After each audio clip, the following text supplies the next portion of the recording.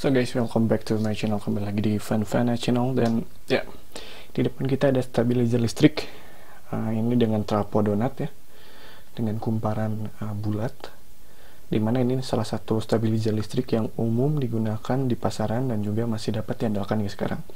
Nah, kelebihan dan kekurangan yang pertama adalah, kita bahas dulu kelebihannya. Dia itu relatif cukup bisa diandalkan untuk melakukan stabilisasi ataupun menstabilkan tegangan ya. Sebelumnya saya juga sempat berkata dia punya batas toleransi dalam bekerja ya untuk menstabilkan tegangan, dimana sebelumnya ketika tegangan 220 volt harusnya normalnya 220 volt, kemudian dia malah drop ke 214 volt. Dan kenapa dia belum bekerja? Salah satu alasannya adalah karena dari settingan trim portnya ya di sini. Nah, pada bagian tersebut yang ada seperti baut, dimana itu bisa diputar dengan obeng, bisa diputar secara perlahan ya, jangan langsung keras ataupun jangan langsung terlalu besar, sebab nanti dia bisa error ya. Dan usahakan jangan langsung diputar-putar ya, kita harus lihat dulu bagaimana situasi kelistrikan di rumah ya. Jadi sekiranya kalau misalkan masih stabil, masih naik turunnya itu kecil ya, jangan diatur, jangan buru-buru diatur, kita biarkan dulu saja. Nah, sebagai contoh seperti ini ya, ini kita coba cek tegangan rumah di volt ya. Di voltnya itu ada di angka 223 volt. Ini semoga kelihatan, 224 volt. Iya, 222an volt ya, sampai 225 volt. Dan ketika masuk ke stabilizer ini, kita cek. Bismillah. Kemarin sudah saya setting trim portnya dan saya naikkan. Sekarang jadi 229, 228 volt ya. Dimana kita bisa setting settingannya itu, jadi input dari tegangan listrik di rumah berapa, kita naikkan saja di trim port ya. Jadi ini mirip seperti step up ataupun step down ya. Jadi ada mesin kelistrikan step up serta step down itu untuk menaikkan ataupun menurunkan tegangan dari input rumah, listrik rumah ya. Nah, bedanya ini dia bisa menstabilkan tegangan ya. Hanya saja perlu diingat, jika kita ingin menaikkan ataupun menurunkan tegangan, pastikan rata-rata tegangan di rumah itu berapa ya. Misalkan di sini tegangannya itu sebenarnya fluktuatif sekali ya. Ambil contoh lah, saya ambil 220 volt, tapi di situ sisi dia bisa naik seperti tadi 225 volt, serta bisa turun sampai ke 214 volt. Jadi di sini saya menaikkan sekitar 5 volt ya. Kenapa nggak langsung 10 volt saja? Jadi misalkan ketika drop dia di 214 volt, dia masih bisa ke 224 volt ya. Kenapa? Saya ambil 5 volt saja, sehingga ketika drop ke 214 volt, dia masih ada di angka sekitar 220 volt ya, atau 219 volt. Nah, jadi selain drop, listrik itu dia bisa naik juga ya, over voltage. Jadi takutnya ketika dia tegangannya naik, misalkan di 240, kemudian saya naikkan jadi 10 volt, dia bisa menyentuh 250 volt ya. Dan itu biasanya terjadi ketika ada sambaran petir di area kelistrikan, misal di trapo ya, di gardu, ataupun yang pernah terjadi di wilayah saya itu adalah kabel listrik di gardu PLN, ada yang motong, ada yang mau mencuri tapi gagal, dan otomatis ada lonjakan tegangan dan merusak beberapa elektronik ya. Jika sampai kulkas kemudian TV rusak, saya pikir itu tegangannya sudah di atas 250 volt ya. Dan itu memang sekejap, tapi efeknya bisa langsung merusak ya.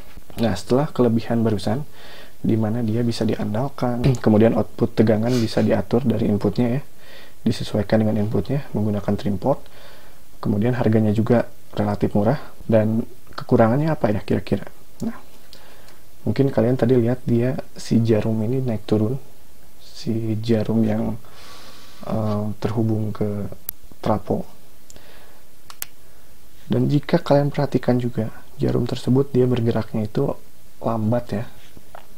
Memang terlihat cepat bila kita lihat, namun ketika kita bandingkan dengan stabilizer jenis relay, dia itu tidak ada apa-apanya ya. Jadi untuk jarumnya itu dia lambat ya. Ini berdampak juga ketika nanti ada tegangan listrik yang tidak stabil ya.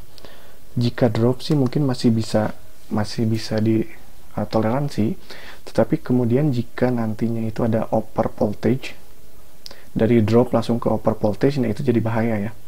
Jadi kasusnya itu seperti apa? Nah, seandainya kita ambil contoh, kita ambil 10 volt ya, kita atur trim port, kita naikkan 10 volt, misalnya tegangannya itu di rumah 220 volt, kita naikkan jadi standar terkini 230 volt. Nah, ketika drop memang bisa saja misalkan turun 10 volt ya. Jadi misalnya 210 volt, kita naikkan di sini, ketika drop bisa jadi 220 volt. Itu kan aman ya. Tetapi kabar buruknya ketika tadi ada lonjakan, misalkan lonjakannya itu sebenarnya masih standar lah 235 volt misalnya.